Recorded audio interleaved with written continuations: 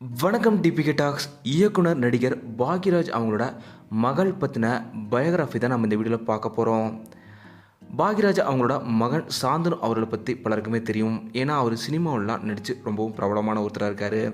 ஆனால் அவருக்கு ஒரு மகள் இருக்காங்கன்றது பலருக்குமே தெரியாத ஒரு விஷயம். பாக்யராஜ் அவங்களோட மகள் பெயர் சரண்யா. இவங்க 1985ஆம் ஆண்டு சென்னையில் பிறந்திருக்காங்க. பள்ளி கல்லூரிலாம் முடித்ததுக்கப்புறம் காஸ்டியூம் டிசைனர் ஆகணுன்றது தான் சரண்யா அவங்களோட ஆசை இருந்தது.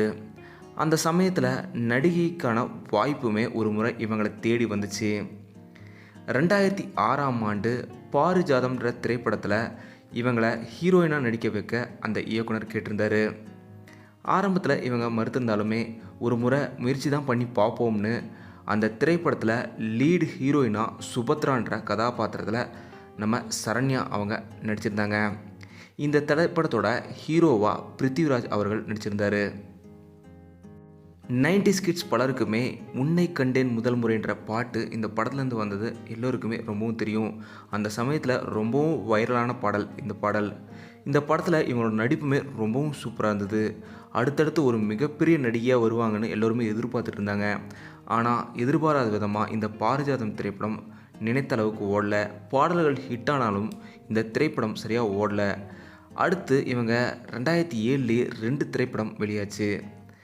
மோகன்லால் அவர்களோட நடிப்பில் வெளியான ஃபோட்டோகிராஃபின்ற ஒரு மலையாள திரைப்படத்தில் இவங்க நடிச்சிருந்தாங்க.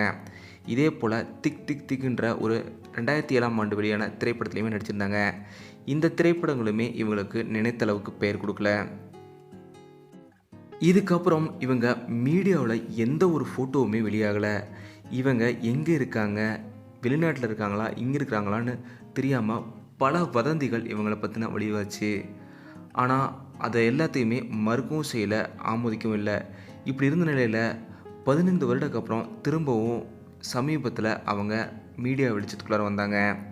சமீபத்தில் வீட்டு ஃபங்க்ஷனில் கலந்துக்கிட்ட நம்ம சரண்யா அவங்க, நான் எங்கேயும் போல, நான் காஸ்டியூம் டிசைனராக திரைப்படங்களில் ஒர்க் பண்ணிகிட்ருக்கேன், அதே போல் திரைக்கதைகள் எழுதிட்டுருக்கேன். இந்த 15 வருட காலத்தில் மீடியாவை நான் அவாய்ட் பண்ணேன், அவ்வளோதான். அதே போல் இப்போது நான் ஒரு பிரபலமான பொட்டிக் பிஸ்னஸும் பண்ணிகிட்ருக்கேன். என்னை தெரிஞ்சவங்களுக்கு எல்லாம் நல்லா தெரியும், நான் இங்கே தான் இருக்கேன் அப்படிங்கிறது தெரியும்.